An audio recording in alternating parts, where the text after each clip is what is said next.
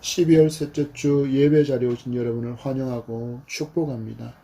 한 해의 마지막 달, 그 반이 흘러 보름 정도의 시간이 우리에게 남아 있습니다. 만약에 여러분의 인생에 남은 시간이 이 보름이 전부라면 그 시간 동안을 무엇을 하며 살아가고 싶습니까? 미국 호스피스 병동에서 7년 동안 근무한 줄리라는 이름의 간호사가 쓴 책에 보면 인생의 마지막 순간을 앞둔 환자들이 말하는 5가지의 공통된 후회가 이렇다라고 알려주고 있습니다. 첫째, 좀 더 건강에 신경 쓰지 않은 점. 두 번째, 살아있는 걸 좀 더 즐기지 않은 점. 세 번째, 인생의 작지만 소중한 것들을 지나쳐 버린 점. 네 번째, 삶을 낭비한 것. 그리고 5번째가 가족, 사랑하는 사람과 좀 더 시간을 보내지 않은 것. 예전에도 한번 소개한 적이 있었는데 정신의학자이며 또한 호스피스 운동의 선구자라고 불리는 엘리자베스 퀴블러 로스와 그녀의 저자였던 데이비드 캐슬러가 지은 인생 수업이라는 책에도 죽음을 직전에 둔 수백 명의 사람과의 인터뷰를 통해서 얻게 된 소중한 인생의 가르침을 이렇게 알려주고 있습니다. 이 책이 주고 있는 가장 큰 울림이라고 한다면 지상에 머무는 시간이 너무나도 짧다고 고백하는 그들의 음성이라고 할 수 있습니다. 그들은 말합니다. 우리의 한 말과 행동이 어쩌면 다른 누군가에게 하는 마지막 말과 행동이 될지도 모르기에 지금 이 순간을 살고 삶이 우리에게 사랑하고 일하고 놀이를 하고 별들을 바라보며 살라고 죽음을 앞둔 사람들이 남은 사람들에게 그 마음을 전하고 있습니다. 젊음도 젊을 때는 그 가치를 제대로 알지 못하고 흘려보냅니다. 건강이 있을 때도 계속 건강할 줄 알고 내 몸을 혹사해서 결국에는 병든 몸으로 노년을 보내기도 합니다. 우리의 인생이 어떻습니까? 늘 비교하면서 다른 사람과 수준을 맞춰야 내가 행복할 수 있다라는 그런 이름 아래 자유도 없이 얼매인 삶을 살아가지는 않습니까? 더 중요한 것은 가볍게 여기고 덜 중요한 것을 위해서 중요한 것을 놓치고 살아온 것이 어리석었다라고 인생의 마지막을 마주한 사람들이 후회 고백을 합니다. 설교를 준비하면서 죽음에 관한 논문을 보다가 내용 중에 이런 죽음에 대한 정의가 있는 것을 보았습니다. 죽음이란 거울이다. 우리의 삶을 비추어주는 거울이다. 죽음이 없다면 삶을 제대로 사는 법을 배우지 못할 것이다. 우리는 주님의 탄생하심을 기뻐하는 이 성탄절을 앞두고 계속 성탄에 관련된 주제의 말씀으로 말씀을 듣고 있는데 이 기쁨의 성탄에 죽음이라는 주제로 오늘 말씀의 문을 여는 이유가 있습니다. 예수 그리스도를 믿는 사람은 잘 죽어야 잘 살 수 있기 때문입니다.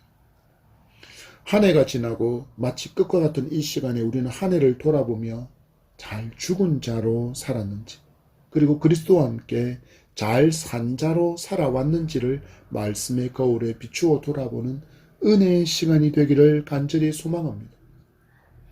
창세기 3장에 예언된 원시 복음이 선언된 이후 하나님은 선지자들을 계속해서 끊임없이 보내시고 인류를 위한 구원의 메시아를 보내시겠다는 약속을 계속 확인해 주고 있는 것이 구약 성경의 말씀입니다. 그리고 그 약속의 말씀에 따라서 드디어 이 언약이 눈앞에 현실로 나타나는 시간을 우리는 오늘 말씀을 통해서 마주하고 있습니다. 이처럼 하나님은 신실하시고 또한 하나님의 말씀은 완전 무결해서 그 말씀하신 대로 반드시 성취된다는 이 확신한 믿음이 바로 우리가 가져야 될, 우리가 회복해야 될 믿음이라는 것을 기억하는 풍성한 은혜의 시간이 되기를 축복합니다. 우리는 정확하게 하나님께서 창조하신 그 창조의 시작의 시간과 또한 아담이 범죄한 시간 그리고 메시아를 보내시겠다 약속하신 원시 복음이 약속된 시간을 알 수 없습니다. 그러나 한 가지 확실한 것은 있습니다. 이 시간이 우리가 상상할 수도 없는 먼 오래전의 시간이라는 것은 분명하다라는 것입니다. 그리고 그 아득한 긴 시간을 뛰어넘어서 약속의 성취가 성경으로 주어진 것은 하나님께서 우리에게 당신이 신실하시고 영원하신 하나님이라는 것을 보여주시고 믿게 하기 위함이라는 것을 우리는 분명히 알아야 할 것입니다. 예수 그리스도를 믿는다라는 것은 결국 우리에게 성경에 관한 확실한 믿음을 주기 때문입니다. 하나님의 말씀은 반드시 말씀하신 그대로 성취된다는 믿음이 바로 그것입니다. 그러면 성도는 어떤 믿음을 갖게 될까요? 바로 말씀을 통하여 소망을 얻는 믿음을 가질 수 있습니다. 또한 힘겨운 인생길을 걸어가는 동안에 주님 손잡고 일어설 수 있는 믿음을 말씀을 통하여 얻게 됨을 믿으시기 바랍니다. 성탄절을 한 주 앞둔 오늘 주신 말씀을 통해서 우리는 성탄을 어떤 태도로 맞이하며 또한 성도의 믿음의 삶은 어떠해야 하는가에 관한 교훈을 받기를 원합니다. 먼저 하나님의 말씀이 1.1획도 땅에 떨어지지 않는다라는 믿음이 우리에게 있어야 합니다. 창세기 3장 15절에 분명히 하나님은 당신의 메시아를 이 땅에 보내실 것이라는 원시 복음을 약속하셨습니다. 그리고 그것이 성취되어지는 말씀이 오늘 우리가 만나는 본문 누가복음의 말씀입니다. 먼저 창세기 15장의 원시 복음을 듣습니다. 내가 너로 여자와 원수가 되게 하고 내 후손도 여자의 후손과 원수가 되게 하리니 여자의 후손은 내 머리를 상하게 할 것이요 너는 그의 발꿈치를 상하게 할 것이니라 하시고, 하나님은 범죄한 인류를 멸망시키고 새로운 인류를 창조하지 않으십니다. 그들에게 오히려 살 길이 열릴 것을 이처럼 원시 복음을 통해서 약속하셨는데 그 약속이 오늘 누가복음을 통해서 이루어지고 있는 것을 우리가 볼 수 있습니다. 26절의 말씀을 다시 한번 읽겠습니다. 27절까지입니다. 시작. 여섯째 달에 천사 가브리엘이 하나님의 보내심을 받아 갈릴리 나사렛이란 동네에 가서 다윗의 자손 요셉이라 하는 사람과 약혼한 처녀에게 이르니 그 처녀의 이름은 마리아라. 아멘. 우리는 본절의 의미를 살피기에 앞서서 누가복음을 기록한 누가에 대해서 잠시 살펴보기를 원합니다. 누가는 누가복음과 사도행전 두 성경을 기록한 사람입니다. 누가는 유대인도 아니었고 그는 헬라인이었으며 직업으로는 의사로 살았던 사람입니다. 그리고 그가 수리아 안디옥에서 태어난 것으로 전해지고 있습니다. 그가 누가복음과 또한 사도행전을 기록하는 그 방식과 그 속에 있는 신학적인 통찰력을 살펴볼 때 그가 상당히 높은 수준의 학문적인 수업을 받은 지성이라는 것을 우리는 알 수 있습니다. 그리고 더 중요한 것은 누가는 예수님을 직접 본 경험이 없는 사람이었다라는 것입니다. 그래서 그는 예수 그리스도를 목격한 목격자들과 그 목격자들의 증언 혹은 다른 자료들을 통해서 누가복음을 기록하고 있다는 것을 누가복음을 시작하면서 1장 1절에서 4절의 말씀으로 밝히고 있습니다. 누가가 헬라인이라는 것은 당시 로마와 그 식민지를 지배하고 있었던 헬라 문화에 철저하게 물들여진 사람이었다는 것을 의미합니다. 그는 하나님이 아니라 헬라 신화에 등장하는 수많은 우상을 섬기고 숭배했던 사람, 그리고 그 헬라 문화가 가르쳐왔던 그 가치관을 쫓아서 살아왔던 사람입니다. 그랬던 그가 친히 보지도 못했고 듣지도 못한 예수 그리스도를 자신의 구원자로 믿기 위해서는 이것이 그러한가 하여 그것을 말씀을 전한 복음을 묵상했던 베레아 사람들과 같은 그 과정을 분명히 거쳤을 것입니다. 앞에서 잠깐 살펴본 것처럼 누가는 직업이 의사였고 그리고 누가복음과 사도행전을 기록하는 그의 문체와 그 속에 담겨있는 그의 지식들을 볼 때 그가 많은 학문을 공부한 높은 지식을 가진 인텔리였다는 것을 알 수 있기 때문입니다.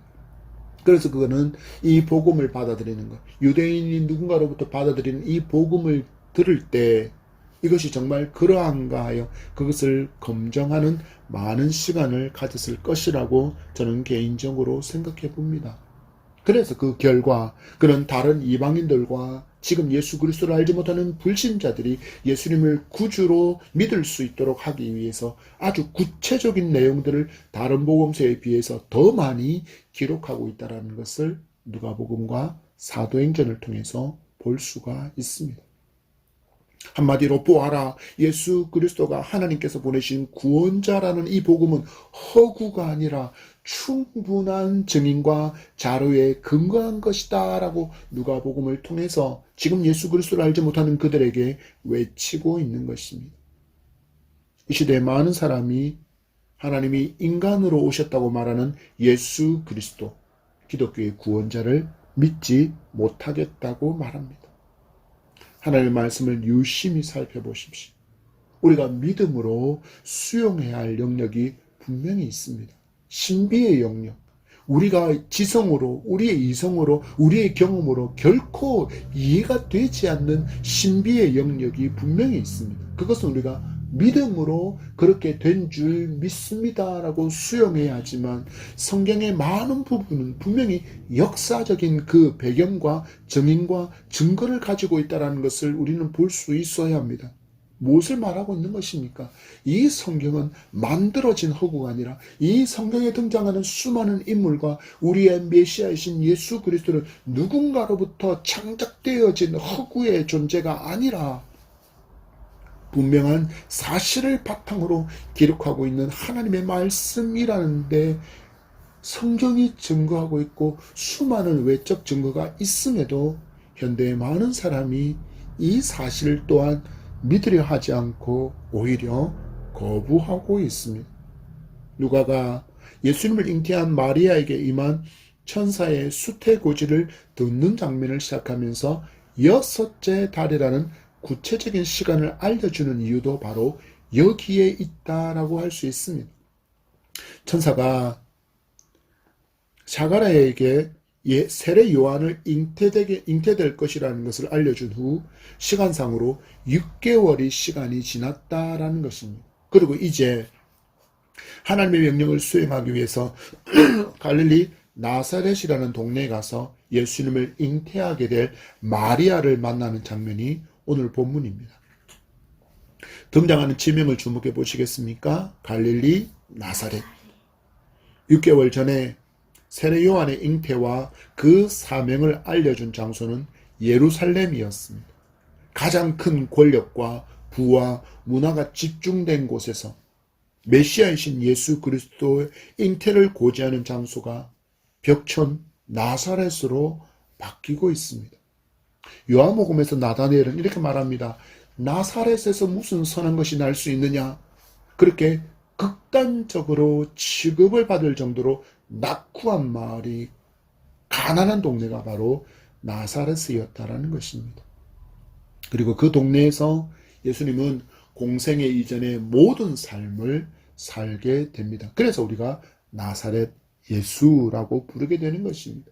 어떻게 보면 예수님의 탄생 자체가 유대인들이 기대하고 있었던 메시아로서의 자격 미달 사태가 이미 발생하고 있는 것입니다.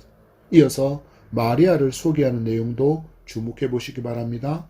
다윗의 자손 요셉이라는 사람과 약혼한 처녀.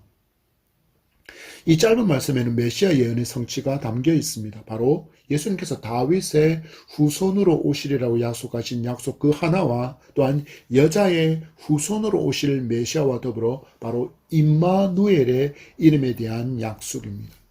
하나님께서 말씀하신 그대로 지금 그 말씀하신 대로 메시아의 잉태가 이루어져 가고 있는 것을 보여주고 있는 것입니다. 말씀을 온전히 믿는다라는 것은 우리의 믿음을 살찌우고 또한 견고하게 만들어주는 우리의 영혼의 양식이라는 진리를 우리가 믿어야 하는 이유가 바로 여기 있습니다. 하나님의 말씀은 1.1핵도 땅에 떨어지지 않는다라는 이 믿음이 우리의 영혼의 가장 좋은 양식이 되기 때문입니다. 두 번째로 우리가 얻을 수 있는 진리는 이것입니다. 말씀이 때로는 우리에게 두려움이 되어야 한다라는 것입니다. 마리아의 현 상태를 지금 뭐라고 이야기하고 있습니까? 27절에 보면 요셉이라는 사람과 약혼한 처녀라고 표현하고 있습니다. 지금 요셉과 약혼한 상태입니다. 그런데 천사가 마리아에게 전한 메시지가 무엇입니까? 31절에서 33절까지의 말씀을 다시 한번 읽어보도록 하겠습니다. 보라, 내가 잉태하여 아들을 낳으리니 그 이름을 예수라 하라. 그가 큰 자가 되고 지극히 높으신 이의 아들이라 일컬어질 것이요 주 하나님께서 그 조상 다윗의 왕위를 그에게 주시리니 영원히 야곱의 직을 왕으로 다스릴 것이며 그 나라가 무궁하리라. 아멘. 내가 잉태하여 아들을 낳으리라는 메시지가 천사로부터 주어지고 있습니다. 31절의 이 말씀을 헬라어 그대로 직역하면 이렇게 번역할 수 있습니다. 그런데 보라, 내가 복중에 수태할 것이다. 그리고 내가 아들을 낳을 것이다. 그리고 너는 그의 이름을 예수라고 불러라. 27절의 말씀을 보면 알 수 있듯이 요셉과 마리아는 약혼한 상태입니다. 우리가 아는 약혼과는 다른 의미를 가진 것이 바로 이 시대의 약혼입니다. 당시의 약혼을 살펴보면 이 약혼은 이미 두 가정이 이 두 사람을 결혼시킬 것을 이미 합의한 상태라는 것을 분명히 알 수 있습니다. 그리고 신부의 아버지가 신랑 측으로부터 이미 결혼 지참금도 받은 상태, 그러니까 결혼 지참금이 얼마가 우리가 받을 거라고 하는 것이 또한 다 정해져 확정된 상태. 그래서 이 두 사람은 공식적으로 약혼한 관계라고 그렇게 선포되어진 관계가 바로 약혼입니다. 그래서 약혼한 두 사람은 죽음이나 혹은 이혼을 통해서만이 이 약혼의 관계를 깰 수 있었습니다. 그들은 약혼의 기간을 1년 동안 지나야 했었는데 1년 동안은 그들은 두 사람은 성적인 관계를 맺을 수 없었습니다. 서로 부모의 집에 거주해야 했고 만약에 이 기간에 신부가 임신한 것이 드러나게 되면 그 약혼은 깨어지게 되었습니다. 그런데 천사가 찾아와서 마리아에게 지금 무엇을 이야기하고 있습니까? 네가 잉태할 것이다 라고 전하고 있습니다. 마리아의 결혼에 엄청나게 부정적인 영향을 끼칠 수 있는 대목이 바로 이 메시지입니다. 천사가 마리아에게 잉태가 기정사실이고 그리고 아들이라고 그 성별도 아예 못 박아버립니다. 거기에 더해서 이름까지도 뭐라고 불러야 한다고 말하고 있습니까? 예수라고 불러야 한다고 전해버렸습니다. 예수 그리스도의 잉태, 그리고 태어날 아기가 요셉과 마리아의 관계 가운데 태어난 것이 아니라 전적으로 하나님의 전능의 역사임을 알려주고자 누가는 이 부분을 아주 자세하게 기록하고 있습니다. 태어날 아들의 삶에 관한 예언도 주어집니다. 무엇입니까? 큰 자가 되고 지극히 높으신 이의 아들이라 일컬음을 받을 것이고 다윗의 왕위를 그에게 주시고 야곱의 집의 왕으로 영원히 다스리고 그 나라가 무궁하리라. 여러분, 얼마나 놀라운 약속이 지금 마리아에게 선포되고 있습니까? 다윗의 후손으로 태어나서 왕이 된다고 예언하시는 것입니다. 만약에 마리아가 예루살렘 귀족 출신이고 그리고 현재 높은 권세 가운데 있는 요셉과 결혼하는 신분이라면 이 천사의 음성은 가능성이 있다라고 생각할 수도 있었을 것입니다. 그렇지만 마리아, 요셉 둘 다 그런 신분, 그런 상태가 아닙니다. 요셉이 누구입니까? 목수의 일을 하고 있었습니다. 마리아, 가난한 가정의 처녀였습니다. 예수님이 태어날 당시의 왕인 헤롯이 동방박사들이 유대인의 왕이 태어났다라는 소식을 전할 때 예수님을 만나 경배하고 몰래 고국으로 돌아간 후에 그가 보인 반응이 무엇입니까? 동방박사가 전해준 시기에 태어난 아기들을 모조리 죽이라는 명령이었습니다. 헤롯은 정통성을 인정받지 못했기 때문에 다윗의 혈통을 이어받은, 정통성을 이어받은 유대인의 왕이 태어난다라는 것은 그의 정치적으로 치명적인 타격을 입을 수 있었기에 아예 그 싹을 유아 학살로 잘라버린 것입니다. 이런 분위기를 마리아가 몰랐을까요?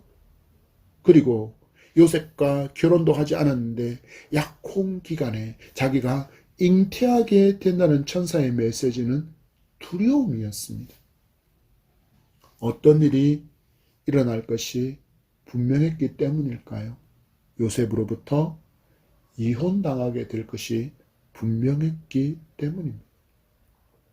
요셉 역시 마리아가 잉태했다는 소식을 듣고 가만히 끊고자 하여라고 성경은 기록합니다. 곧 이혼하겠다라는 이야기입니다. 이것은 여인에게, 이것은 여자에게 치명적인 당시의 수치였습니다. 거기에 대해서 어떤 일이 일어난다고요?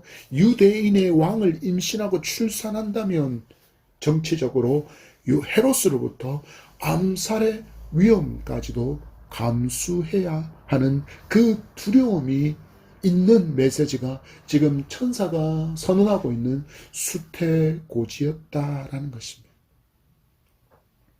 성도의 삶에서 하나님의 말씀이 나로 하여금 내가 기뻐하는 것, 내가 즐거워하는 것, 내가 사랑하는 것, 내가 지금까지 꼭 붙들고 살았던 그 모든 것에 대해서 포기를 요구할 때가 있습니다. 사람의 방법이라면 충분히 해결할 수 있는데 지금까지 해오던 대로 불법과 편법과 위법을 그대로 사용하며 더 많은 이익도 얻을 수 있는 그 이익까지도, 그 쉬운 길까지도 포기해야 합니다. 그러면 내게 들어오던 수입이 급감하게 되는 것입니다. 이런 부분만 있을까요? 아닙니다. 마귀 또한 가만히 내버려 두지를 않습니다. 하나님을 믿는 믿음을 포기하게 만들기 위해서, 예수 구원의 믿음을 포기하게 만들려고 갖가지 술수와 함정을 우리 앞에 잔뜩 펼쳐 놓습니다. 예수님을 더 잘 믿겠다라고 결단하는 순간 그 결단을 실행에 옮기지 못하게 만드는 많은 일들이 동시다발적으로 일어나서 어려움을 겪게 되는 일이 너무나도 많습니다. 새벽 예배를 드려야 되겠다라고 결단하는 순간 새벽 예배를 드리지 못하게 만드는 수많은 일들이 일어납니다. 전도를 받아서 예수님을 믿겠다고 결단하고 교회를 다닌 이후에 더 일이 안 풀리고 병이 찾아오고 자녀가 대학에 낙방하고 가게 손님도 줄어들고 이런 일이 있습니다. 예수님을 믿기 전에는 다른 꼼수를 써서라도 할 수 있던 일을 이제는 예수님을 믿었다는 이유로 포기하는 일은 많은 두려움을 주는 일이라는 것입니다. 그리고 마귀가 펼쳐놓은 함정과 술수를 만났을 때 많은 사람들이 말합니다. 야, 예수 믿는다고 했다가 우리 집안 망하겠다. 이런 두려움을 주는 일이 찾아올 때가 믿음의 여정 가운데 있다는 것입니다. 그때 여러분은 어떻게 하시겠습니까? 성도는 이때 더 믿음으로 살겠다는 굳은 결심과 결단을 하고 순종의 믿음으로 나가야 합니다. 욥의 인생을 잠시 살펴보겠습니다. 욥에 대한 평가가 이렇습니다. 동방의 의인이요 부자라고 평가된 사람입니다. 그런데 그가 하루아침에 만신창이 인생이 되고 말았습니다. 어떤 일이 일어났을까요? 먼저 그의 소유들이 몰살당합니다. 그 과정을 살펴보면 정말 당황스러울 정도입니다. 스바 사람이 쳐들어와서 종들을 죽입니다. 그리고 하늘에서 불이 떨어져 종과 양들을 불살라 버립니다. 잠시 뒤에는 갈대아 사람이 쳐들어와서는 낙타를 빼앗고 낙타를 치던 종들을 죽여버렸습니다. 정신을 이렇게 못 차리고 있는데 이번에는 자녀들의 죽음에 대한 소식이 찾아왔습니다. 거친 들에서 큰 바람이 몰려와서는 집 내 귀퉁이를 쳐버렸는데 집이 무너져 그만 자녀 모두가 압사당했다는 소식이었습니다. 이것으로 끝나지 않았습니다. 기와장으로 자신을 긁어서 그 가려움을 잠시나마 가려움을 벗어날 수 있던 그 종기가 온몸에 생겼습니다. 그럼에도 욥은 그 입술로 하나님의 신실하심을 고백하고 끝까지 하나님을 붙들려고 합니다. 그리고 그가 믿음을 지키고 마주한 결과가 갑절의 복을 하나님께로부터 부어주심을 받는 것이었습니다. 여러분, 잠시 마주한 욥의 현실을 보시겠습니까? 여러분이 마주한 현실이 욥의 수준입니까? 아니면 더 큰 어려움과 더 큰 환난입니까? 그렇다고 할지라도 하나님의 말씀은 우리를 살리기 위함이라는 진리를 믿으시기 바랍니다. 그리고 하나님은 우리가 감당할 수 없는 시험은 결코 허락하지 않으신다라는 것을 믿고, 또한 시험 당할 때 피할 길도 이미 주셨다라는 사실을 굳게 믿으시기 바랍니다. 그러면 하나님의 말씀에 순종하는 것이 두려움을 넘어서 우리의 소망이 되고, 그리고 우리의 믿음을 더욱더 견고하게 만드는 힘이며 능력이 됨을 믿으시기 바랍니다. 여러분, 믿음으로 살아가는 삶에 형통만이 있지 않다는 것을 기억하시기 바랍니다. 온 인류의 구주를 마리아가 잉태한다는 복된 소식을 이렇게 뜯어보면 기쁨으로 아멘만 할 수 없는 두려움의 소식이었다는 것을 잊지 말아야 합니다. 그러나 우리에게는 신실하신 하나님, 내가 마주한 모든 것을 이미 다 알고 계신 전능의 하나님이 계심을 믿으시기 바랍니다. 이 하나님을 굳게 믿을 때, 하나님께서 주신 약속의 말씀을 굳게 붙들 때 우리에게서 놀라운 믿음의 역사가 일어나게 될 줄 믿는 굳센 믿음의 성도가 되기를 축복합니다. 우리가 오늘 말씀을 통해서 얻게 되는 세 번째 교훈은, 성도에게는 분명한 신앙 고백이 있어야 한다라는 것입니다. 이처럼 두려운 잉태의 소식을 듣게 되었지만 마리아는 두려움에만 사로잡히지 않았습니다. 그녀는 하나님의 전능하심을 붙들었고 하나님의 말씀에 신실하심을 향한 신앙 고백이 이어지는 것이 38절의 말씀입니다. 시작. 마리아가 이르되 주의 여종이오니 말씀대로 내게 이루어지이다 하매 천사가 떠나가니라. 마리아의 신앙 고백을 보십시오. 주의 여종이오니 말씀대로 내게 이루어지이다. 아멘. 여러분, 천사의 주인이 누구이십니까? 하나님이십니다.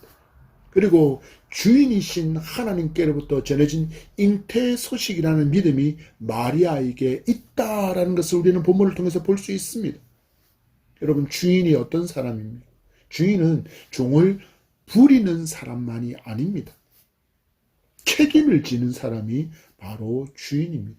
우리는 보통 드라마나 영화에서 악덕 주인을 너무 자주 보아온 탓에 우리는 주인하면 놀부 같은 악덕 주인만을, 악덕 사장만을 떠올리게 되지만, 보통 주인은 종의 모든 의식주를 완전하게 책임져야 합니다. 그것이 주인의 책임이었습니다.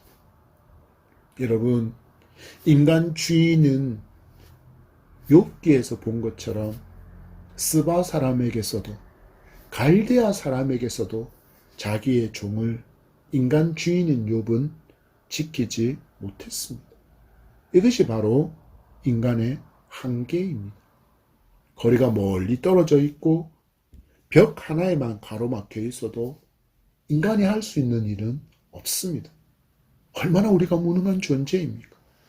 영화 진주만에 보면 주일 아침 갑자기 선전포고도 없이 기습 공격한 일제 전투기에 의해서 미국의 많은 함선들이 침몰되게 되고, 그로 인해서 2334명의 수병이 그날에만 전사하게 됩니다.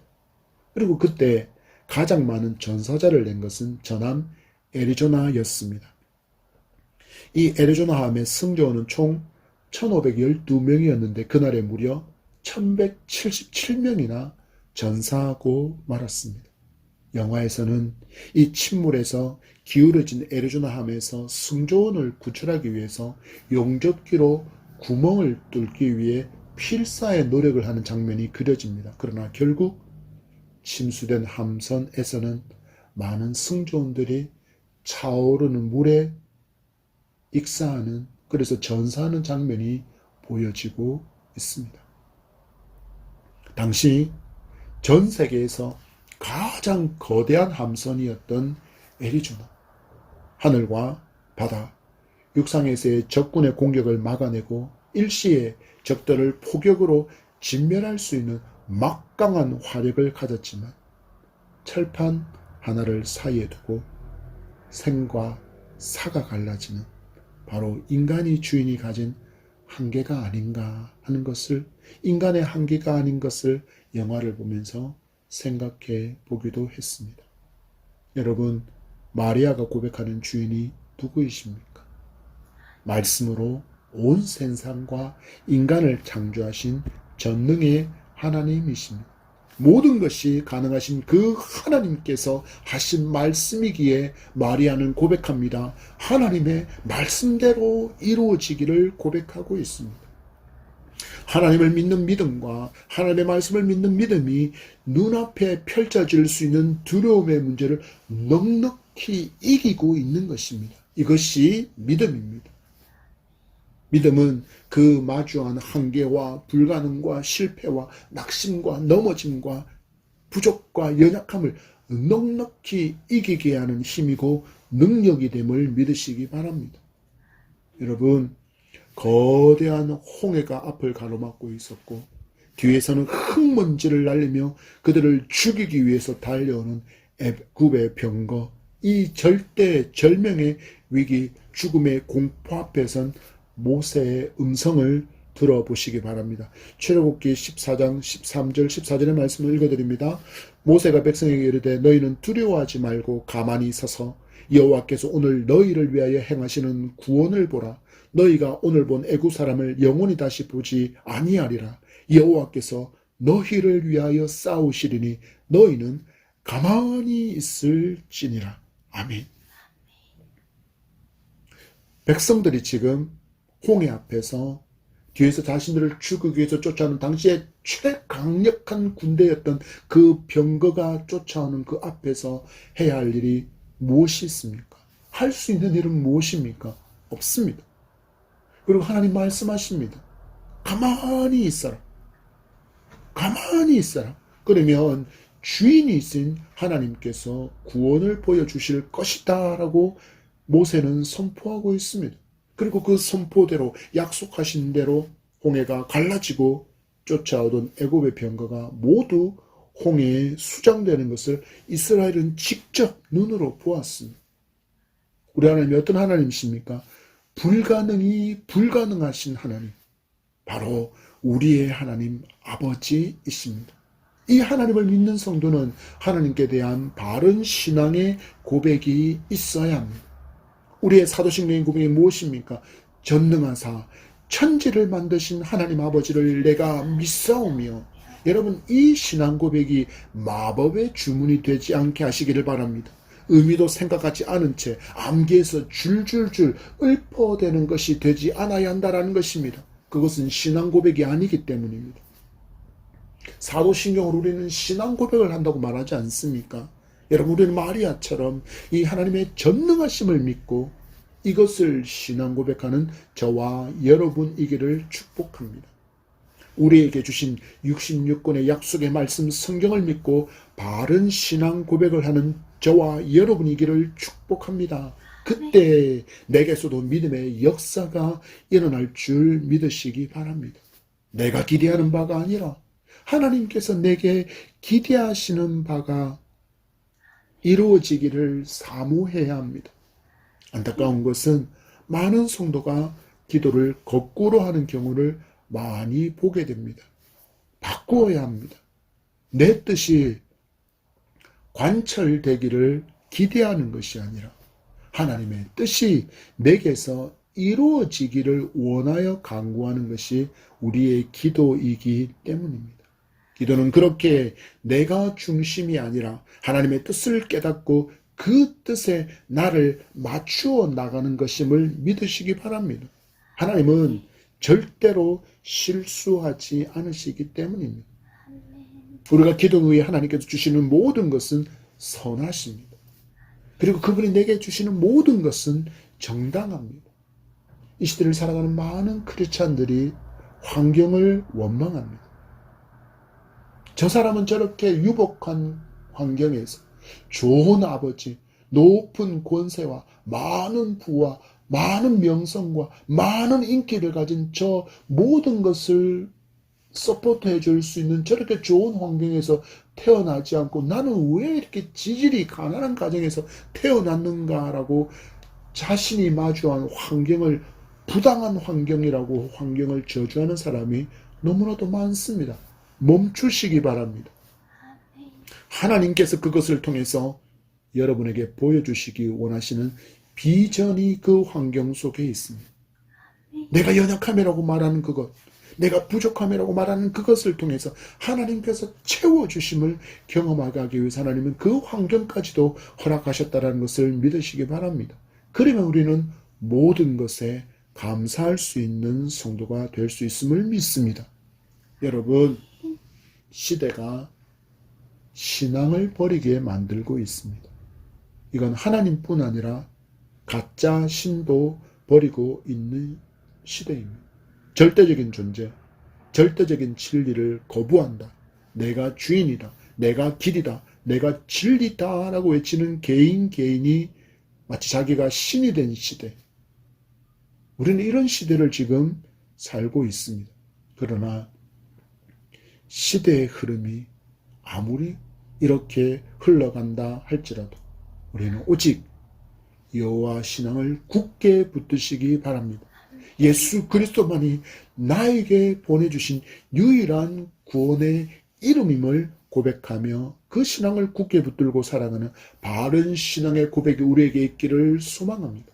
사도행전 4장 12절의 말씀 우리에게 이렇게 선언하고 있습니다. 다른 이로서는 구원을 얻을 수 없나니 천하 사람 중에 구원을 받을 만한 다른 이름을 우리에게 주신 일이 없음이라 하였더라. 아멘. 우리에게 주신 유일한 구원의 이름은 오직 예수 그리스도밖에 없습니다. 이 신앙 고백이 여러분의 참된 신앙의 고백이 되기를 축복합니다. 말씀을 맺습니다. 한 해의 끝자락 또다시 느슨해지고 해이해진 우리의 신앙의 끈을 굳게 잡아맵시다. 그리고 더 주님을 닮아가는 삶으로 하나님께 영광을 돌리게 되기를 소망합니다. 이 믿음의 삶을 살기 위해서 오늘 우리에게 주신 말씀의 교훈을 굳게 붙잡으시기를 소망합니다. 하나님의 말씀을 굳게 믿는 믿음의 사람이 되시기를 바랍니다. 말씀이 때로는 내게 두려움을 준다고 할지라도 그것까지도 선하게 바꾸어 주실 하나님의 전능하심을 신뢰하며 두려움도 넉넉히 이기며 믿음의 길을 가는 성도가 되시기를 소망합니다. 마지막으로 언제나 바른 신앙의 고백으로 믿음을 든든히 세워가는 성도가 되시기를 축복합니다. 우리 하나님은 전능하신 하나님, 나의 아버지이시며 나의 참 주인이시고 완전하고 완벽한 보호자이심을 믿고 믿음으로 전진합시다.